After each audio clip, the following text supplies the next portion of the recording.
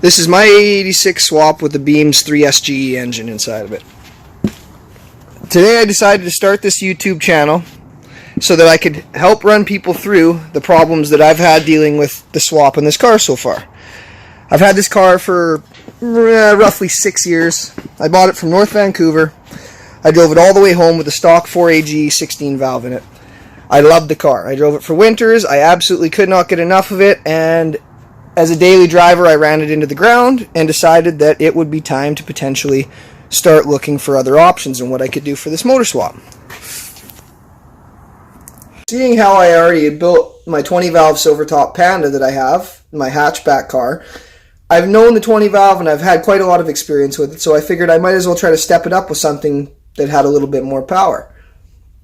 Parts and things like that are quite hard to find for the Ae86 engines, 3SGE beams, and even the 20 valves, but there's quite a few people out there that are pretty awesome that have done these builds and had experience and customized and made a lot of nice parts that have made these swaps quite easy to get through in dealing with the difficulties that you have when you tend to want to put the engine in.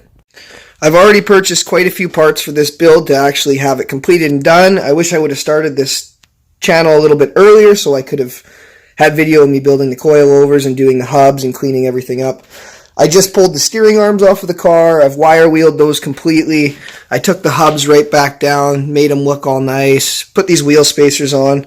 So my goal with this car is it is slammed. I do have the Ae86 short stroke shocks and the lowering springs from Techno Toy Tuning in the rear. I will be putting these wheel spacers, which are 2 inches on the front and 1.5 on the rear, as well as 10-inch wide, 14-inch Watanabe wheels with a nice little stretch on them. I'm pretty excited to see what these things will do. With my hatchback Panda, I do have full coilovers, K-Sports in that car, and I have been very happy with them. They've worked quite well, but the stuff that Techno Toy Tuning is making is just next level. These guys build absolute amazing parts.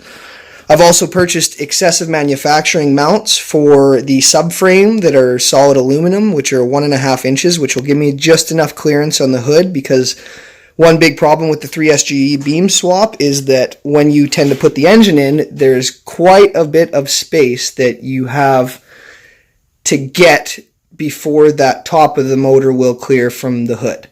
It's sort of nasty because that cover is very nice looking and you don't want to ruin that thing.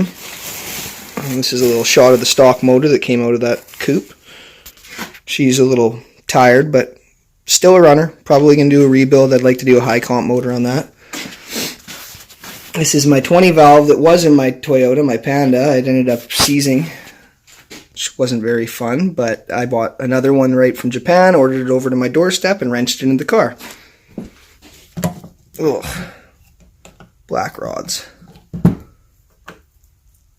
Those bearings are, they're mint. Look at them. I should probably just reuse these, I think.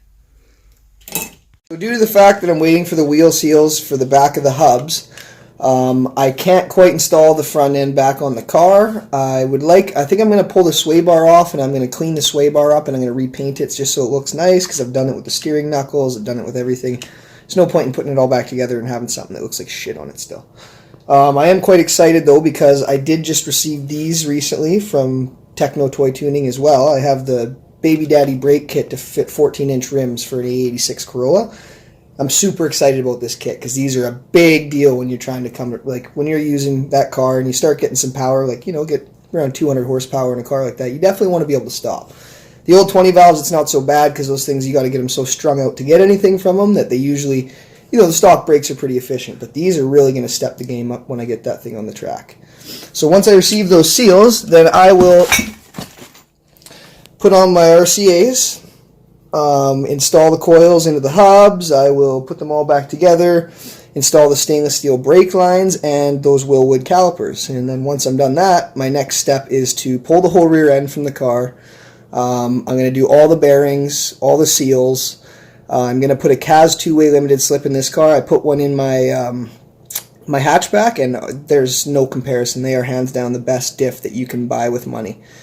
So once I get that diff out, I'll have a video of me sandblasting and painting, cleaning that up, and then assembling the CAS and installing that in the rear end.